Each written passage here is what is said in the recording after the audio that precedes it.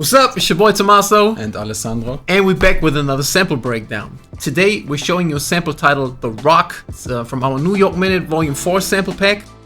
As the title suggests, it's inspired by the early 2000s, the era where Rockefeller label, Jay-Z, Memphis Bleak, and all those dudes were running the game. Basically, sample that I put together here is inspired by the type of hip-hop music that we grew up to from that era. Without further ado, let's get to it. What started this composition was a chop of a horn that I got from our Horn Anthems Volume 3 sample pack, because I wanted it to sound epic without sounding too orchestral, which is what they had going on back in the days. A lot of times it was like a signature horn line or a string line, something that sounded epic, and I didn't want to use a plugin because I feel like that just wouldn't give me the vibe that I was going for. So I said, let's go with a sample and let's go with a real horn, and luckily we have a full sample pack series with real horns, so there was plenty of stuff to chop up, and I ended up with this line.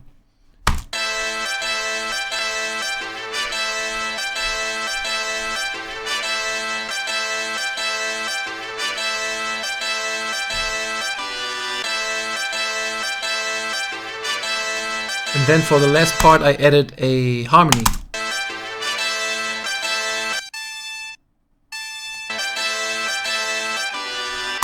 chopping that definitely sounds more authentic than playing it yourself. It's really just, a chop that gives you the energy of the early 2000s and like a sample chopped up. So next thing were the chords to give it some musical context. And I started with this organ patch, and the organ is from the Waterfall B3 organ from UAD. And the preset that I use is called Fluty with Bass Vibe. This is how it goes.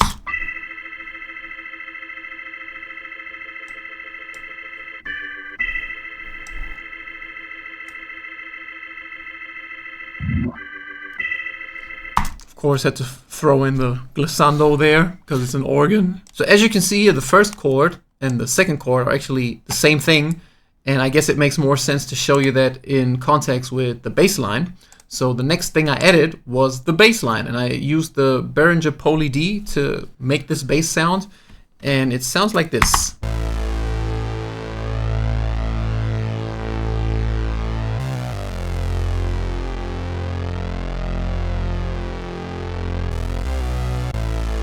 That's that. So it stays on the root notes of the chords for the most part. There's also this movement type of thing going on, this kind of thing, which is the flanger. That's where you get that, and this is the stock flanger by Cubase. And the next thing is just a dirty filter to roll off a little bit of the high end, and then BX Solo to give it a little bit of a stereo. So with the bass, the organ, and the horns, this is what we got.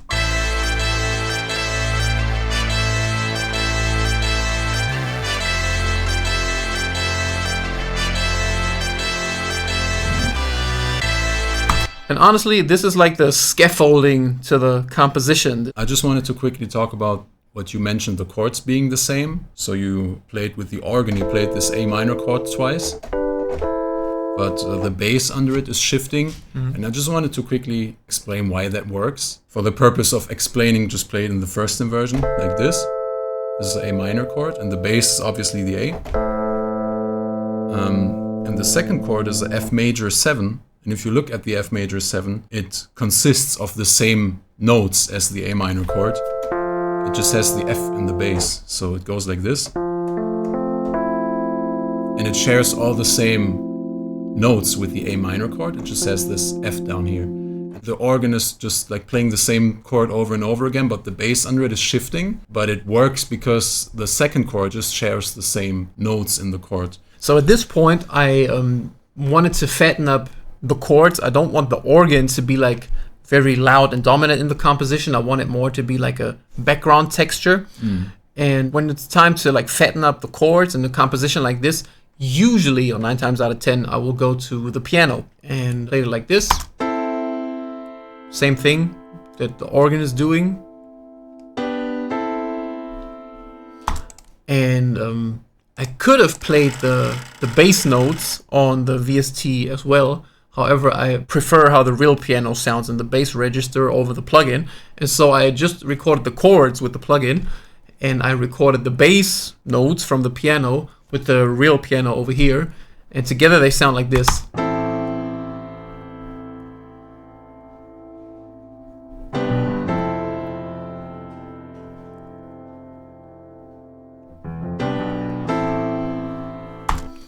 In terms of editing, there's nothing on the bass part of the piano, and on the plugin there's just a UAD compressor, and it's actually working really heavy.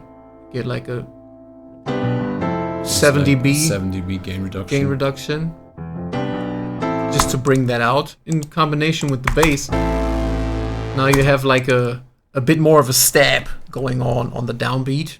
I also layered a sub bass underneath the synth bass. Yeah, so that's sublab, and I used the sub signature 1 sound, which is like a very, which is just like a sine wave sub kind of thing going on. So it doesn't grab a lot of attention. It's really just there to fatten up the low end. Final thing I added to this like main section was the strings, because we were going for like a more epic and big vibe. You already got the horns, and horns and strings is usually a good combination, and it actually turned out pretty nice. So the first thing I did was add this solo melody, which sounds like this.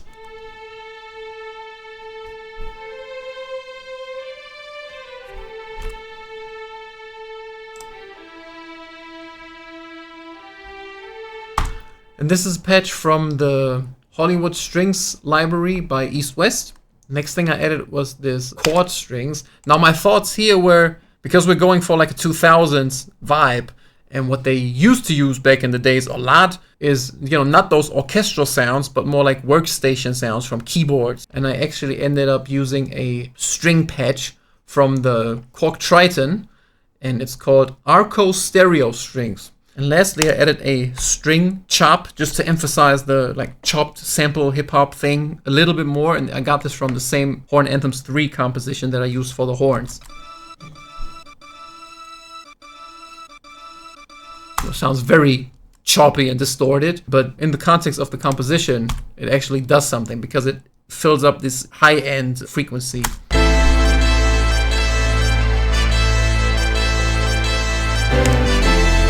Without it, with it. So now we go into a bit of a verse part, I'd say. So a lot of the horns and the strings, we remove that, even the organ completely from the verse. At this point, all you got playing from what was playing before is this.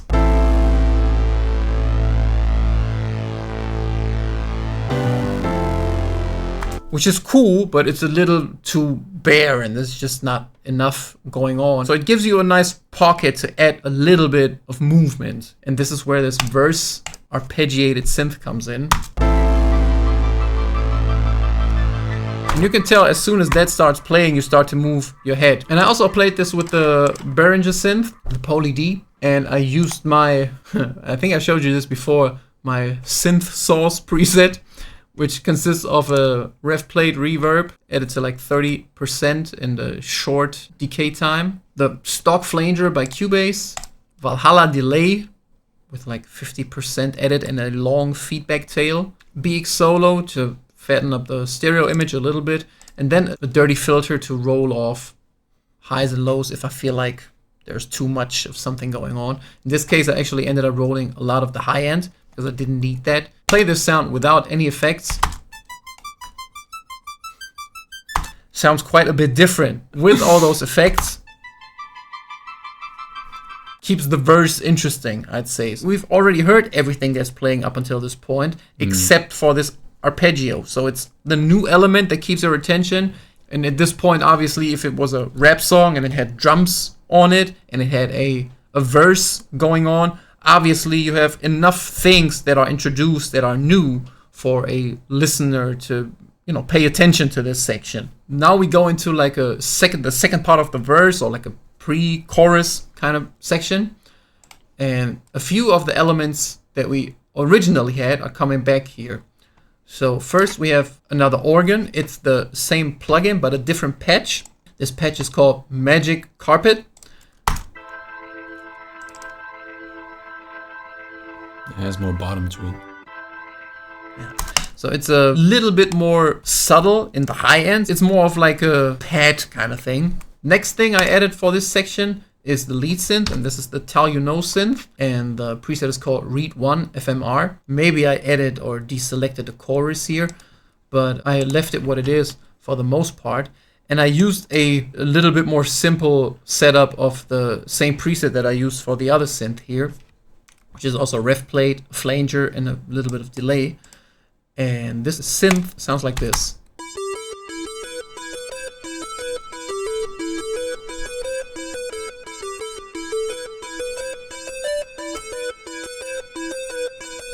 So it's also like an arpeggiated melody, you could say. And let's play that in combination with the other elements.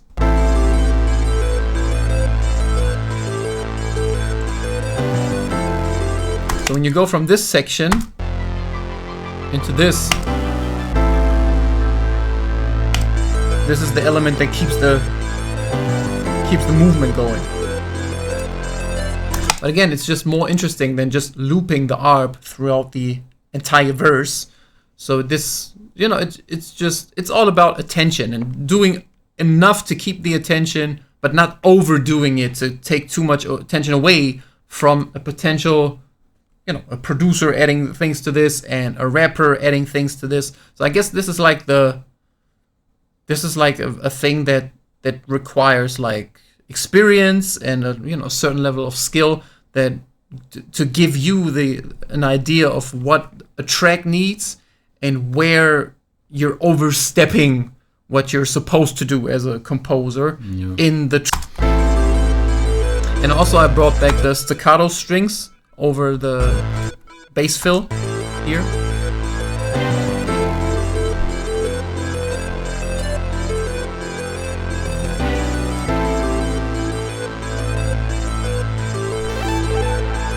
Now let's talk about this sound, this synth filler sound right here. This is just basically playing the scale really quick, and this is like a signature thing that we like to do in a lot of compositions. I also got this sound from the Behringer, and it's the same preset. And a lot of the stuff that I record with the synth will have some sort of variation of this preset that I put together.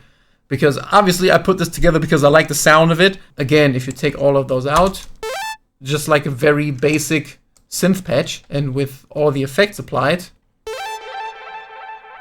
it gives you this dreamy kind of sound. And the wetness of the reverb and delay also like beds it really nicely into the mix. Exactly. So going into the chorus, we have this rising synth, which is also from the Behringer, and it's also same effects applied with just different ratios and mix levels. And this is this is just with the glide time maxed out, playing one note and then playing the note an octave higher, and then it takes a certain time for that note to travel the octave up. Towards the end, there's just a little bit of modulation edit. And then going into the chorus is the same things playing that we had in the intro part, basically, but there's an additional higher string line.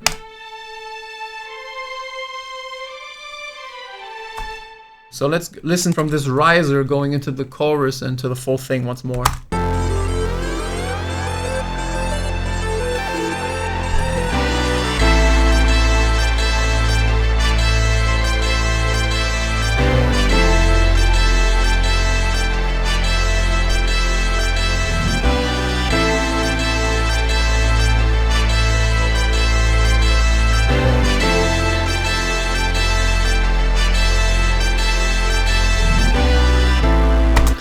So at this point, I sent the composition to my brother, and then he mixed it and suggested recording real strings for this composition. So let's go into the beat project, which has drums and strings and everything added to it. This is the final session that has the real strings and the drums and everything in it. As far as the strings go, those are recorded by Maria Grigg. She's the session player that plays on all of our stuff. She's amazing. Shout out to Maria. She's very dope. So basically what she sent over is she recorded all these string parts, the low melody, the high melody, the tritone chords, and the staccato. She did 3 recordings of each, pretty much have it sound like a small string ensemble at the end. What I usually do is I don't put a whole lot of editing on the single tracks. So here there's nothing on the single tracks. What I do is I just pan them around. As you can see here, this is left 32, center and right 26. And I route everything into one group, and in the group is where I do most of the editing, if not all the editing. When it comes to panning multiple string sections, there's like 2 ways I usually go about it.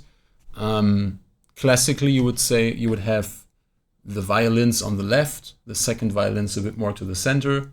Violas, you would have them center right, and cellos, you would have them on the right. And this is how classical string ensemble is arranged. So it's from high to low, from left to right. Another way you could do it is you have each individual part in the center. So you have your 3 violins that play the same thing, and you leave one in the center, you pen one left, one right. This leaves you with a part that is more center focused. So let's just talk about the editing chain real quick. Let's just take this melody group, the real strings.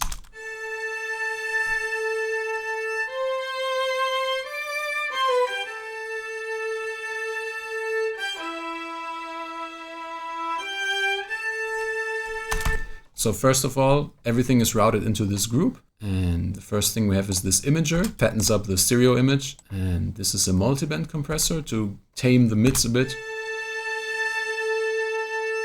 Like right now it gets louder. I wanted to tame that part specifically.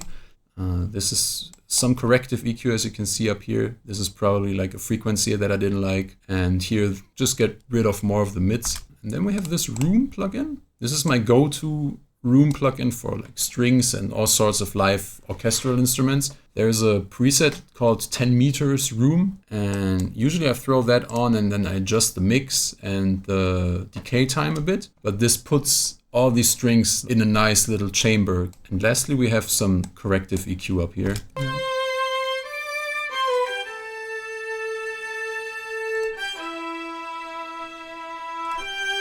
And these are all the real strings.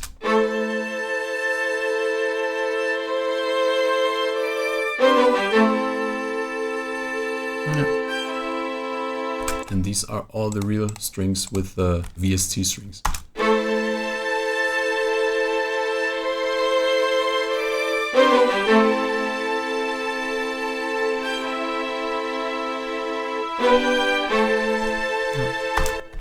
So at this point, it was time to test drive the sample, which is, something that we like to do. By now, you probably know this. And I got those drums from our Premium Bounce Volume 3 drum kit, added a little bit of an intro, and this is what that sounds like.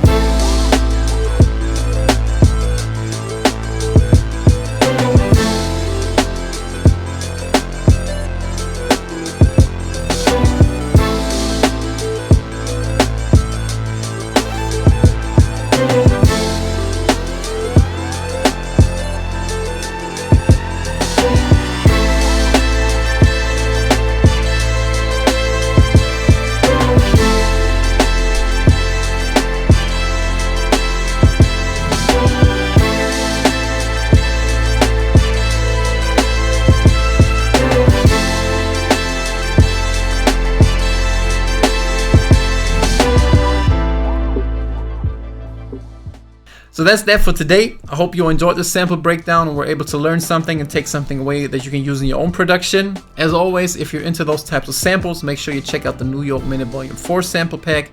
And as you can tell, because it's Volume 4, there's a whole series. There's 3 other sample packs that have a similar vibe and a similar, sound going on. So if you're into that, make sure you check that out. If you're into that particular beat and you want to spit on it, rap to it, put a song together to it, it's called The Rock. And it's now available on dopeboysmusic.com. As always, we appreciate you watching, liking, leaving comments, and showing love. Please keep that coming, as we will continue to keep those sample breakdowns coming. Thanks for watching. Peace.